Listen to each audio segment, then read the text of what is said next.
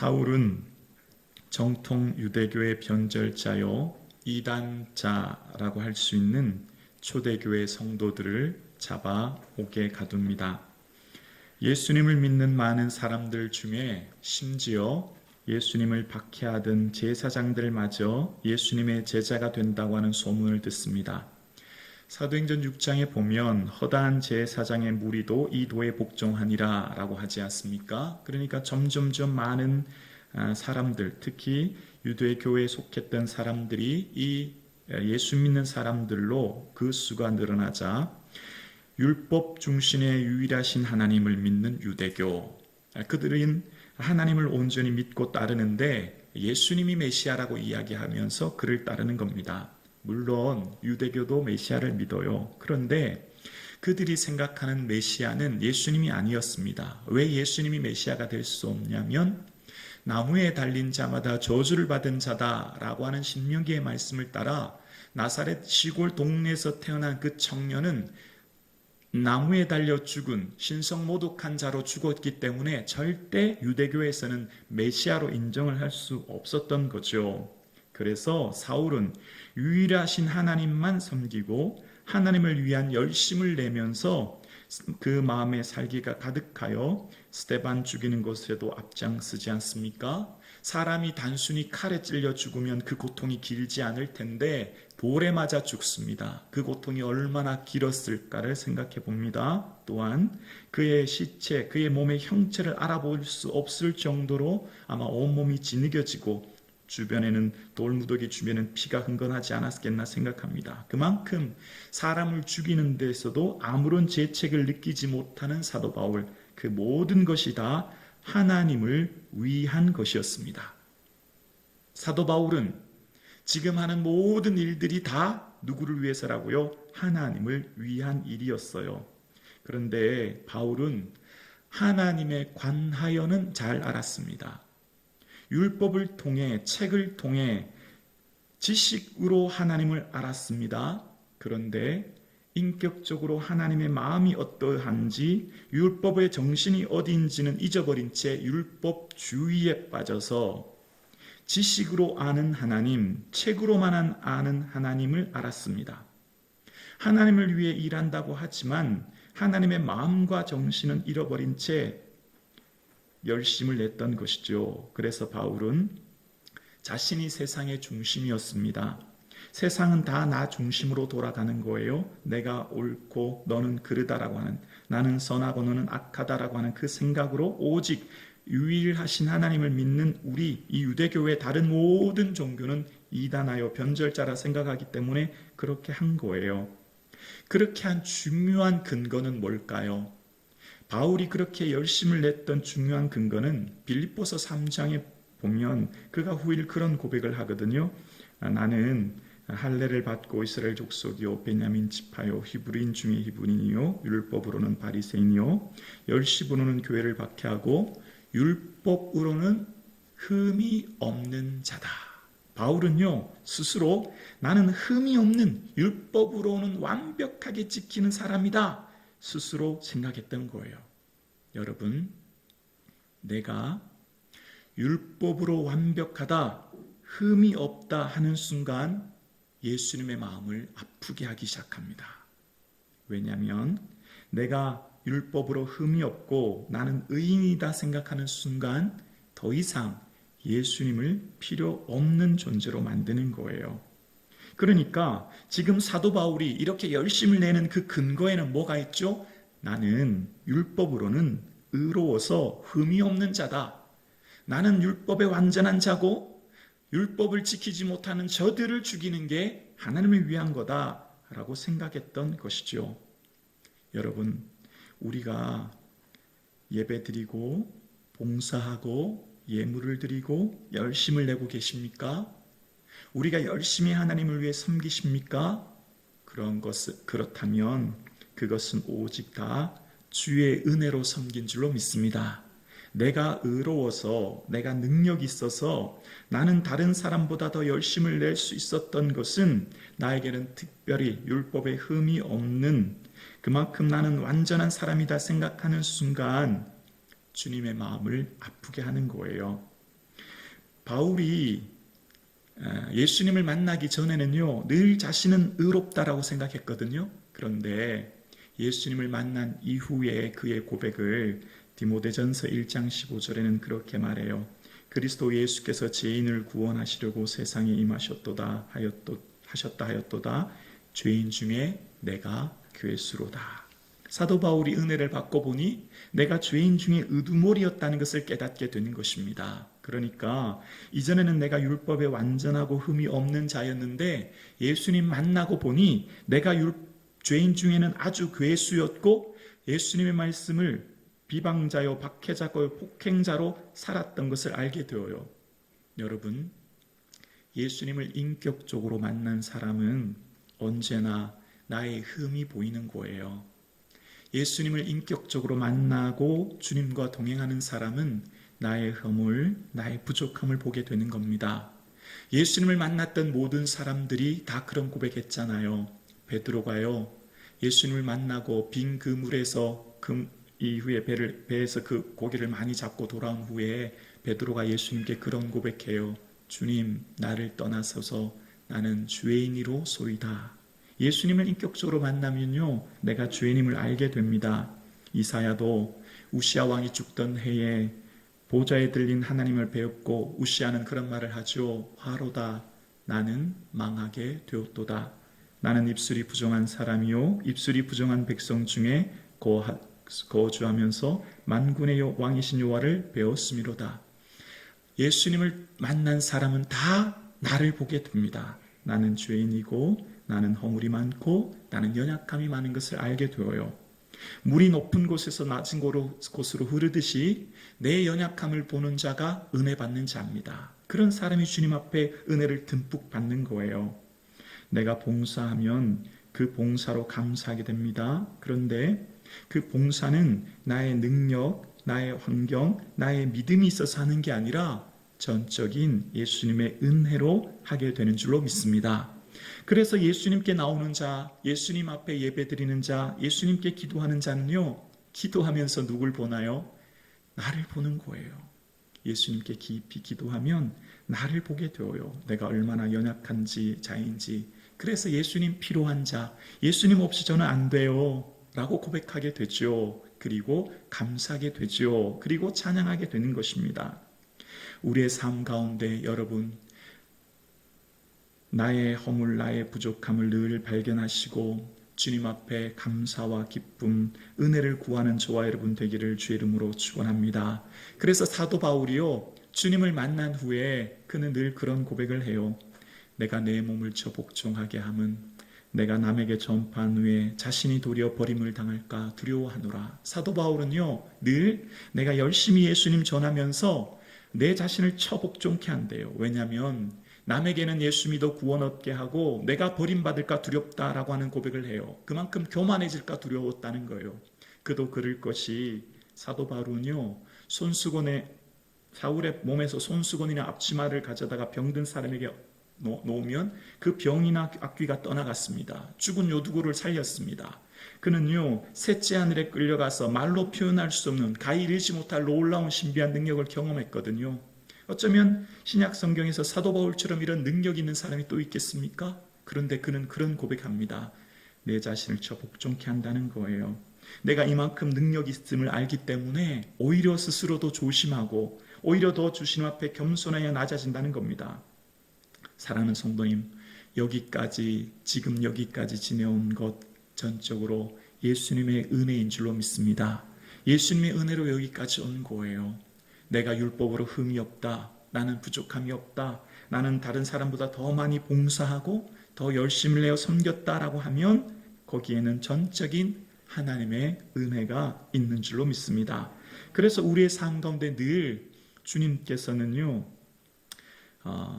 하나님 앞에 서면, 예수님을 인격적으로 만나면 나를 바라보게 하시고 나의 연약함을 속에 위로해 주시고 나의 연약함을 새롭게 하여 주셔서 온전히 주의 주신 은혜를 누려요. 그런데 안타깝게도 주의 은혜를, 그러니까 예수님을 인격적으로 만나지 못하고 은혜 안에 풍성히 머물지 못하면 자꾸 남이 보이는 거예요. 자꾸 타인이 보이는 거예요.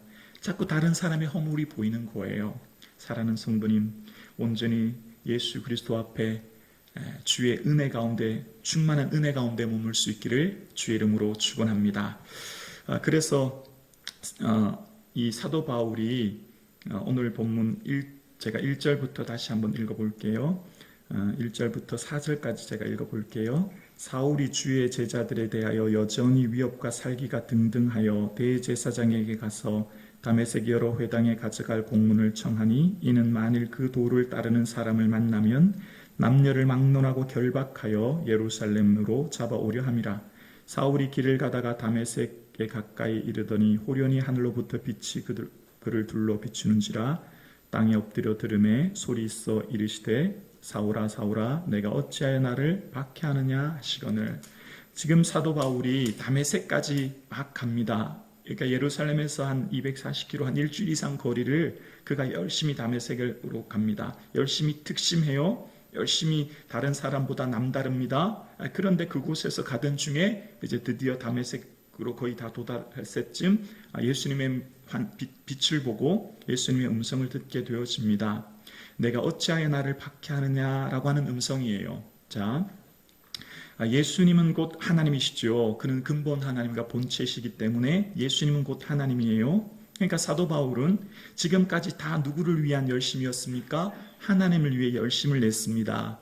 하나님을 위해 최선을 다했어요. 그런데 웬일인지 하나님은 오히려 바울이 하나님을 박해한다고 말하고 있어요. 하나님을 고통스럽게 한다는 겁니다.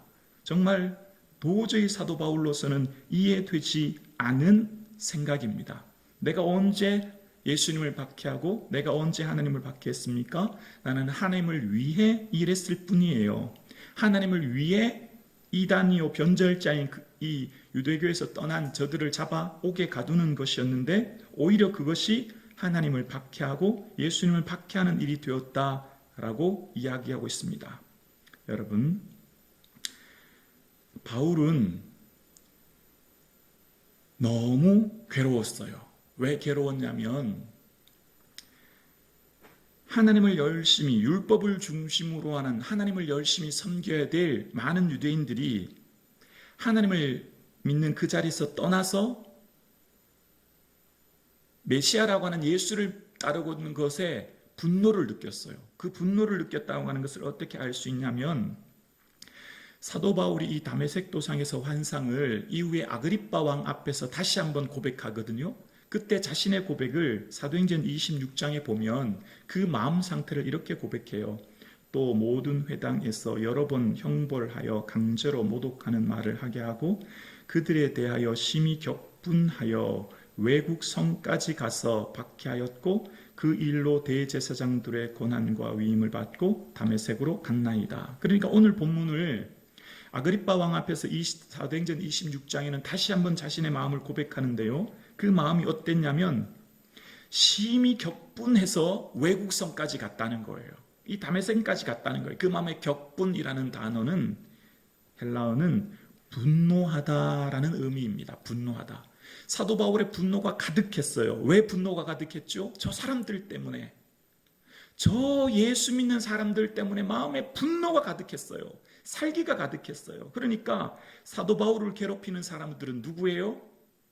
예수 믿는 저 사람들, 예수를 도를 따르는 저 사람들이 나의 마음을 분노를 일으키고 나를 괴롭게 하고 나를 고통스럽게 하는 사람들이었어요. 그래서 견딜 수가 없었어요. 그래서 다메섹까지 가서 그 사람들을 남녀를 막론하고 감옥에 넣고 그들을 체포하기 위해서 조직적으로 대제사장들과 함께 공문을 받아서 갔던 거예요. 그러니까 사도 바울이 생각할 때 자신을 분노가 일어나게 하고 고통스럽게 했던 사람들은 다 누구 때문이에요? 예수님을 따르는 저 사람들 때문에 내가 분노가 일어난 거예요. 그런데 알고 보니 예수님은 바울 때문에 고통스러웠고 하나님은 바울 때문에 고통스러웠고 초대교회 예수님을 따르는 사람들은 바울 때문에 고통스러웠어요. 어떻게 해요? 입장이 뒤바뀐 거예요. 입장이 바뀐 거예요. 나는 저 사람들 때문에 분노가 일어나고 나는 저 사람들 때문에 살기가 생기고 나는 저 사람들 때문에 견딜 수 없었다 라고 생각했는데 반대였어요. 오히려 예수님은 바울 때문에 마음이 고통스럽고, 하나님은 바울 때문에 마음이 고통스럽고, 초대교회 성도들은 바울 때문에 마음이 분노가 일어나고 고통스러웠습니다. 어떻게 되었죠? 관점이 완전히 바뀌게 된 거예요. 예수님을 제대로 만나면 이런 일이 일어납니다. 예수님을 인격적으로 만나면, 나와 예수님의 1:1 관계, 하나님 앞에선 단독자로 내가 서면, 하나님 저 사람 때문에 내가 신앙생활 못하겠어요. 하나님 내가 저 사람 때문에 너무나 고통스러워요. 하나님 내가 저 사람 때문에 너무나 고통스럽고 힘이 듭니다. 나는 네 때문에 힘이 든다. 나는 너 때문에 고통스러워. 그 사람은 너 때문에 고통스럽단다 라고 하는 것을 깨닫게 되는 거예요. 사랑하는 성도님, 여러분의 삶에 심한 격분, 분노가 일어나고 상처를 받고 고통스럽고 아프다면 주님 앞에 엎드려 보십시오. 주님 앞에 기도해 보십시오. 예수님 앞에 나를 발견하는 순간 그게 아님을 알게 되어요. 내가 저 사람을 얼마나 아프게 했구나. 내가 주님을 얼마나 아프게 했구나. 그 사람 나 때문에 얼마나 힘들었겠구나 알게 되어요. 저는 목회를 하면서 제가 성도님들을 위해 기도하는 줄 알았는데 요즘 많이 느낍니다. 그게 아니구나. 성도님들이 저를 위해 기도하고 계시구나. 저는 제가 성도님들을 사랑한다고 생각했는데 그게 아니었어요. 성도님들이 저를 사랑하고 있구나. 저는 요즘 그런 걸 많이 느껴요. 성도님들이 참 많이 참고 있구나. 저같이 설교 못하는 목사가, 저같이 무지하고 어리석은 목사가 설교하는데 성도님들은 은혜 안 되는 설교 참고 듣고 계시구나. 정말 이렇게 무능하고 연약하고 부족함이 많은 목사가 다그치고 앞에서 혼내고 할 때 성도님들이 얼마나 상처를 받았을까. 저를 많이 돌아보게 되어요. 여러분, 사랑하는 성도님, 여러분 힘드시죠? 여러분 아프시죠?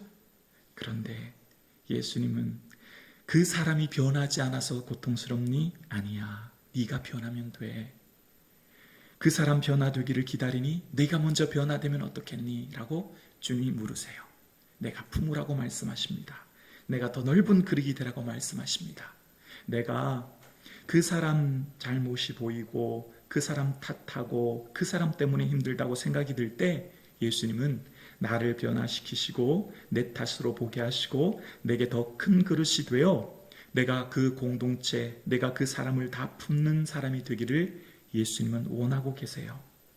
사랑하는 성도님, 여러분의 삶 가운데 이 은혜가 있기를 주의 이름으로 축원합니다. 넓은 그릇이 될 수 있기를 원합니다. 바닷물은 모든 강물을 품잖아요. 사랑하는 성도님, 예수님을 믿는다는 게 뭘까요? 예수님 닮아간다는 것 아닐까요?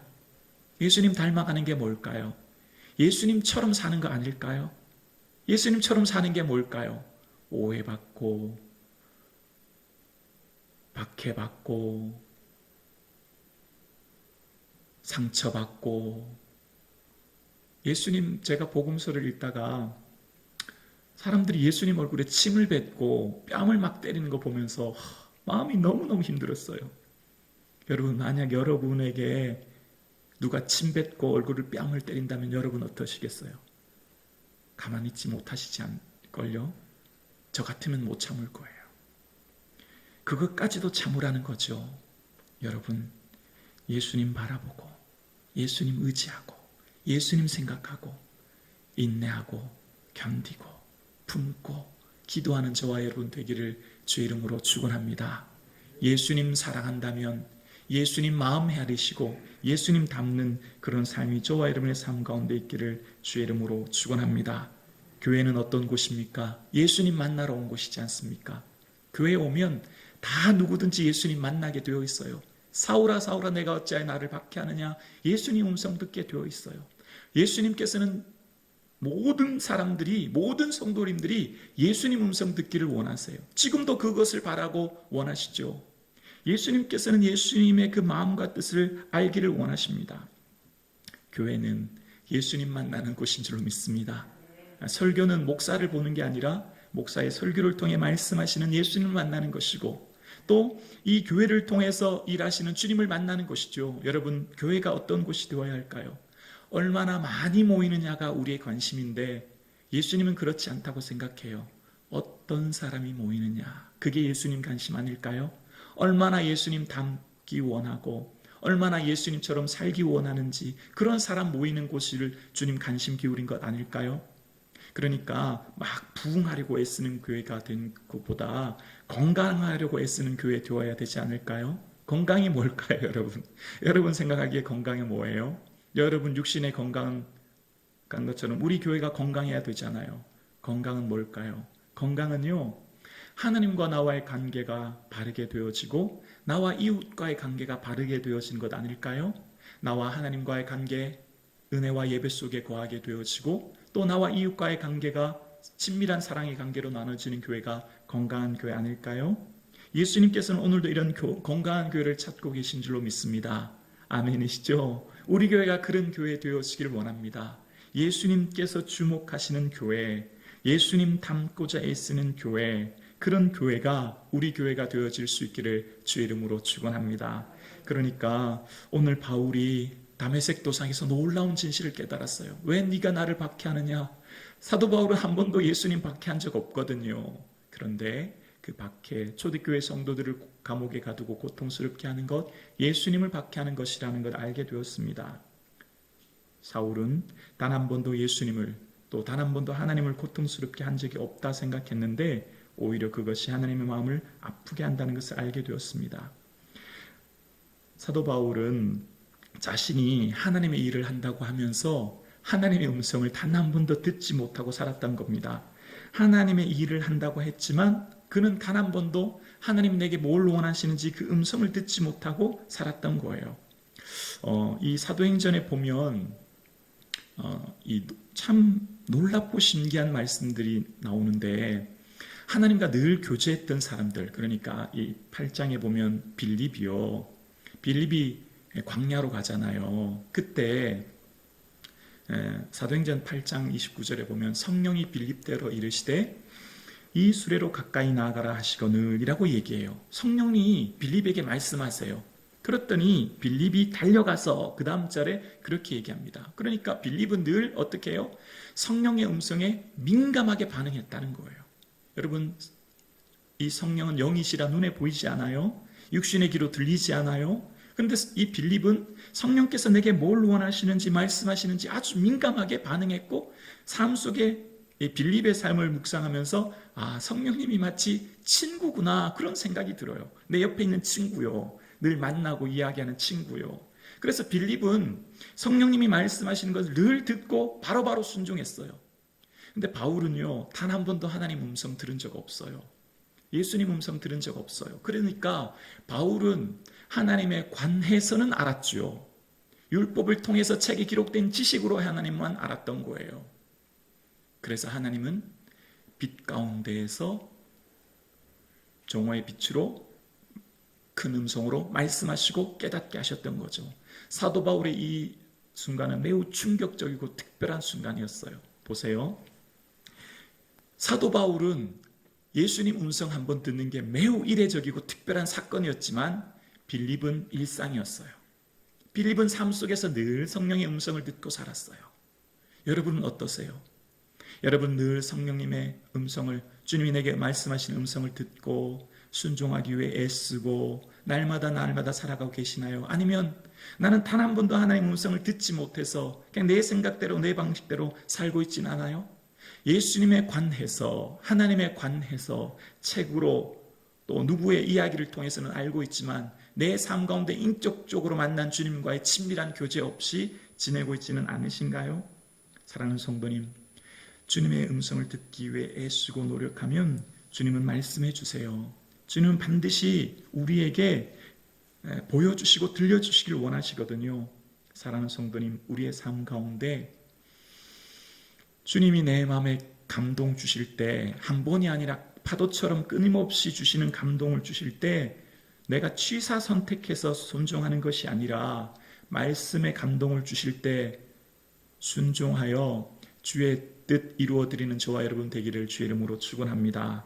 하나님 말씀을 잘 경청하지 못하면 어떤 일이 생길까요? 나는 이게 주님의 일이라고 생각했는데요, 오히려 하나님의 일을 방해하고 그르친 일이 생겨요. 하나님의 하나님의 뜻을, 하나님의 음성을 잘 헤아리지 못하고 살면 기분 따라 봉사해요. 기분이 좋으면 봉사하고 기분이 나쁘면 봉사하지 않아요. 시간 나면 예배드리고 바쁘면 예배드리지 않아요. 문제가 생기면 기도하고 평안할 땐 기도하지 않아요. 그러니까 우리의 삶 가운데 주의 말씀과 뜻을 듣기 위해 몸부림치고 주님 내게 뭘 원하신지를 늘 찾고, 그래서 우리에게 주신 이 살아계신 하나님 말씀을 주야로 묵상하시는 저와 여러분 되기를 예수님의 이름으로 간절히 축복합니다. 사도 바울은요, 눈을 떴으나 보지 못하는 인생이었어요. 9장 8절에 보면 이런 말씀이 기록되어 있죠. 사울이 땅에서 일어나 눈을 떴으나 아무것도 보지 못하고 사람의 손에 끌려 다메섹으로 들어가서. 눈은 떴으나 보지 못한 바울, 어쩌면 지난날의 바울의 삶을 말하는 거예요. 지난날의 삶 가운데 그는 눈은 떴으나 하나님을 보지 못하고, 내가 하나님을 위해 일한다고 했으나 오히려 하나님 마음 아프게 해드리는 영적으로 무지한 삶을 살았던 것이죠. 육신의 눈은 떴으나 믿음의 눈이 없는 삶, 그것이 바로 바울의 삶이었습니다. 영적으로 불쌍한 사람은 어떤 사람일까요? 예수님 말씀을 듣지 못하는 성도입니다. 영적으로 불쌍한 성도는요, 예수님 마음을 깨닫지 못하는 성도예요. 천국 소망 없이 살아가는 성도인 것입니다. 그래서 이제 9장 18절에 보면 비늘 같은 것이 벗겨져 다시 보게 되지 않습니까? 그러면서 사도 바울이 오늘 본문을 이 사도행전 26장에 다시 한번 이 놀라운 비전의 말씀을 사도 바울은 이렇게 고백하는데요. 사도행전 26장 15절 이하에 보면, 내가 대답하되 주님 누구시니까? 주께서 이르시되 나는 내가 박해하는 예수라. 일어나 너의 발로 서라. 내가 내게 나타난 것은 곧 네가 나를 본 일과 장차 내가 네게 나타날 일에 너로 종과 증인을 삼으려 함이니, 이스라엘과 이방인에게 내가 너를 구원하여 그들에게 보내어. 우리 18절 함께요. 그 눈을 뜨게 하여 어둠에서 빛으로 사단의 권세에서 하나님께로 돌아오게 하고, 죄사함과 나를 믿어 거룩하게 된 무리 가운데서 기업을 얻게 하리라 하더이다. 아멘. 그 눈을 뜨게 하여. 그러니까 사도 바울을 지금 보내는 이는, 내가 너를 그들에게 보냈는데, 18절 말씀 다시 한번 자막 보여주실래요? 내가 너를 그들에게 보내는 중요한 사명이 뭐냐면, 그 눈을, 그러니까 그들의 눈을 뜨게 하여서 어둠에서 빛으로 사단의 권세에서 하나님께로 돌아오게 하기 위한 거라는 거예요. 자, 그러니까 지금 사도 바울도 지난날 어떻게 했죠? 눈은 떴으나 보지 못하는 삶을 살았던 거예요. 눈은 떴으나 다 하나님을 위해 일한다고 하지만 오히려 하나님의 마음을 아프게 하는 삶을 살았던 것이죠. 그래서 하나님께서 사도 바울을 보내시면서 사명을 주시는 것이, 바울아, 내가 너를 저 사람들에게 보낼 거야. 그런데 잘 기억해. 너를 통해 그 사람들의 눈을 뜨게 해야 된다. 왜냐하면 그들이 지금 사단의 권세에 놓여 있어. 그래서 하나님을 보지 못하고 하나님 천국 소망 없이 살아가는 그들에게 육신의 눈이 아닌 영적인 눈을 뜨게 해. 그래서 이 세상을 살아가는 삶이 다가 아니고 저 영원한 천국 바라보는 천국 소망 가진 자들로 살게 해야 된다 라고 하시면서 사도 바울을 통해서 이 이스라엘과 이방인들에게 보내는 중요한 이유가 눈을 뜨게 하기 위한 거라는 것입니다. 사랑하는 성도님, 저와 여러분 믿음의 눈을 뜨고 살아계신 하나님을 배웠고 매 순간 살아갈 수 있기를 주의 이름으로 축원합니다. 이 세상 많은 사람들이 사단의 권세 아래 놓여 육신의 눈은 떴으나 영적인 눈을 뜨지 못하여 무지 속에 살아갑니다. 많은 사람들이 자신의 욕심의 종노릇되어 죄에게 종노릇되어 이 세상이 전부인 것처럼 살아가요. 저와 여러분을 통해서 우리를 보내는 그 삶의 자리, 나를 보내는 그곳으로 주께서 나를 통하여 주를 알지 못하는 사람들의 영적인 눈이 띄어지는 역사가 있어질 수 있기를 주의 이름으로 축원합니다. 나를 통해 그 사람들이 예수님을 바라보고 천국 소망 가지는 은혜가 있기를 주의 이름으로 축원합니다. 이것은요, 예수님께서 이사야를 통해 약 700년 전 이사야를 통해 성령님이 오시면, 예수님이 오시면 어떤 일을 할 것인가에 대해서 이사야 42장 6절에 예언했던 말씀을 이루려고 하시는 것인데요. 이사야 42장에 보면 나 여호와가 의로 너를 불렀은즉 내가 내 손을 잡아 너를 보호하며 너를 세워 백성의 언약과 이방의 빛이 되게 하리니 내가 눈먼 자들의 눈을 밝히며 갇힌 자를 감옥에서 이끌어내며 흑암에 앉은 자를 감방에서 나오게 하리라 라는 말씀. 눈먼 자들의 눈을 밝힌다. 성령님이 임재하시면, 예수 그리스도가 함께 하시면 눈먼 자들이 눈이 밝혀지게 된다는 거예요. 사랑하는 성도님, 오늘 저와 여러분의 삶에 믿음의 눈이 열려질 수 있기를 주 이름으로 축원합니다. 우리는 보여지는 것만 보는 것이 아니라 오늘 이 자리에 임재해 계신 예수 그리스도, 이 땅의 인생의 전부가 아니라 저 영원한 천국 소망 삼는 저와 여러분 되실 수 있기를 주 이름으로 축원합니다. 그래서 사도 바울이 3일 동안 앞을 보지 못하고 사람의 손에 이끌려 간 그 3일 동안 기도하게 되어지고, 아마 그 전에 스데반이 돌로 맞는 사건 속에 스데반의 그 말을 기억했을 거라 생각합니다. 당신들이 돌로 쳐 죽인, 당신들이 십자가에 죽인 그분 예수 그리스도가 메시아라고 하는 것. 그래서 그 삶이 새롭게 변화되어지죠. 그리고요, 사도 바울의 삶에 놀라운 새로운 관점이 열려요. 새로운 관점이 뭐죠? 마음 눈이 띄어지는 것. 이것이 얼마나 소중하자는 것을 몸소 체험한 거예요. 다메섹 도상에서 눈은 떴으나 앞을 보지 못하는 그 사건이 그 인생을 완전히 180도 변화시켰잖아요. 그래서 사도 바울의 인생에 정말 중요한 것이 뭔가를 알고 에베소 교회를 향해 기도할 때 이런 기도를 하죠. 에베소서 1장 17절에 보면 우리 주 예수 그리스도의 하나님 영광의 아버지께서 지혜와 계시의 영을 너희에게 주사 하나님을 알게 하시고 너희 마음의 눈을 밝히사, 마음 눈을 밝혀달라고 기도하고 있어요. 사도 바울이 에베소 교회를 향해서 하나님, 에베소 교회 물질의 복 주세요, 건강의 복 주세요, 박해로부터 어려움 피하게 해주세요, 주님 에베소 교회가 더 강하게 해주세요, 다른 것 구하지 않고 부흥이 일어나게 해주세요, 다른 것 구하는 게 아니라 마음의 눈을 밝혀주세요. 왜요? 내가 경험해 보니까 이것만큼 중요한 게 없었거든요. 이것만큼 소중한 게 없었거든요. 지혜와 계시의 영, 성령님이 임하시면 첫째 하나님을 알게 되어요. 하나님을 알게 되면 어떻게 된다고요? 마음의 눈이 밝아진대요. 마음의 눈이 띄어진대요. 영적인 눈이 띄어진대요. 그래서 부르심의 소망, 내가 왜 사는지 삶의 목적을 알게 되어진대요. 기업의 영광의 풍성, 내게 주신 예수 그리스도의 영광, 십자가 보혈로 말미암아 자녀 삼아 주신 게 얼마나 소중한지를 깨닫게 된대요. 사랑하는 성도님, 마음의 눈이 밝혀질 수 있기를 주 이름으로 축원합니다. 저와 여러분 육신의 눈뿐만 아니라 마음의 눈이 열려 이 시간 나와 함께 계신 예수 그리스도, 저 영원한 천국 바라보시며 우리에게 주신 부름의 소망, 나를 왜 이곳에 부르셨는지, 나를 왜 오늘 살게 하시는지, 나를 왜 오늘도 이 예배의 자리로 부르시고 그 직장, 그 학교, 그 삶의 자리로 보내시는지 그 분명한 부르심의 소망이 있어질 수 있기를 주의 이름으로 축원합니다. 이 마음의 눈이 밝아질 수 있기를 주의 이름으로 축원합니다. 사도 바울은요, 자신의 삶에 이것만큼 중요한 것이 없음을 알게 되어요. 그래서 하나님, 에베소 교회 물질의 복도, 건강의 복도, 관계의 복도 모든 것 중요하지만 마음의 눈을 밝혀주세요. 사도 바울이 가장 먼저 하는 기도였습니다. 여러분, 우리 자녀들에게도 이런 은혜 있기를 주의 이름으로 축원합니다. 하나님, 우리 자녀 만남의 복 주세요, 건강의 복 주세요, 물질의 복 주세요, 형통하게 해주세요. 다 중요하지만 하나님, 내 사랑하는 자녀의 마음의 눈을 밝혀주시기를 원합니다. 이것이 저와 여러분의 기도 제목 될 수 있기를 주의 이름으로 축원합니다. 마음의 눈이 열려야 예수님 보는 거예요. 마음의 눈이 열려야 내가 왜 사는지를 아는 거예요. 마음의 눈이 열려야 나의 삶의 존재의 이유를 알게 되는 것입니다.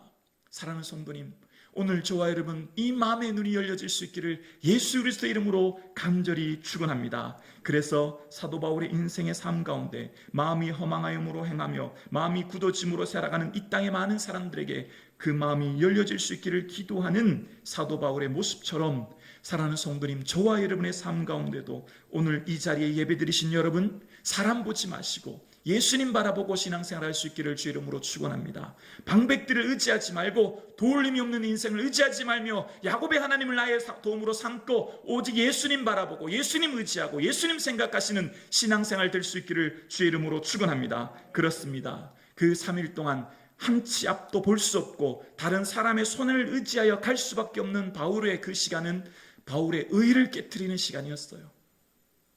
나는 율법에 흠이 없다고 생각했던 바울의 그 의를 깨뜨리는 시간이었습니다.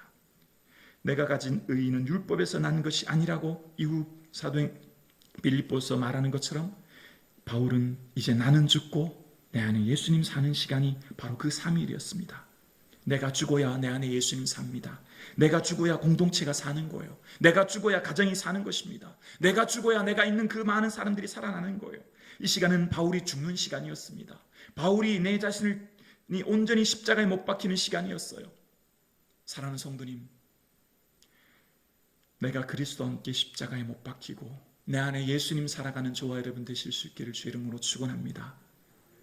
죽은 사람은 말이 없어요. 죽은 사람에게 자존심이 어디 있어요? 죽은 사람의 기분이 어디 있어요?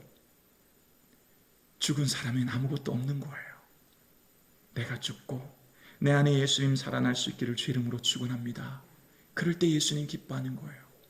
우리의 삶의 소망이 무엇입니까? 예수님 부활하신 것처럼 우리도 부활하는 것 아닙니까? 근데 부활의 전제 조건이 있어요. 죽어야만 부활합니다. 죽지 않은 사람에겐 결코 부활의 은혜를 경험할 수 없는 겁니다. 사랑하는 성도님, 나를 저복종케 하고 내 자존심, 내 의, 내 기분, 내 모든 것 십자가에 못 박고 내가 죽고 내 안에 예수님 살 수 있기를 주 이름으로 축원합니다. 내가 바뀌면 세상이 바뀌는 거예요. 내가 바뀌면 모든 것이 바뀌는 거예요. 예수님은 사도 바울의 눈을 열어 그를 바뀌게 하시고 세상을 새롭게 바뀌게 하셨습니다. 사도 바울의 삶은 그의 삶에 그를 분노하게 나고 고통스럽게 했던 많은 사람들을 감옥에 가두고 돌로 쳐 죽였는데 예수님 만난 후 내가 바뀌고 사도 바울의 눈을 밝혀주시사 사도 바울의 삶이 바뀌게 되었습니다. 그래서 예수님을 만난 후 이제 그의 삶이 새로운 삶을 살게 되었는 거예요. 그래서 사도 바울은 새 삶을 살게 되었습니다. 예수님 바라보고 예수님 의지하는 삶은 나에 대해서는 매우 엄격하고 타인에 대해서는 너그러워지는 삶을 사는 것 아니겠습니까? 나는 율법의 잣대를 대고 철저하게 내 자신을 저 복종케 하지만 이웃에게는 사랑의 잣대를 대어 모두 다 품고 용서해 주는 것 아니겠습니까? 예수님 만나면, 예수님 안에 거하면 세상과 나는 간 곳 없고 예수님만 보이게 되는 줄로 믿습니다.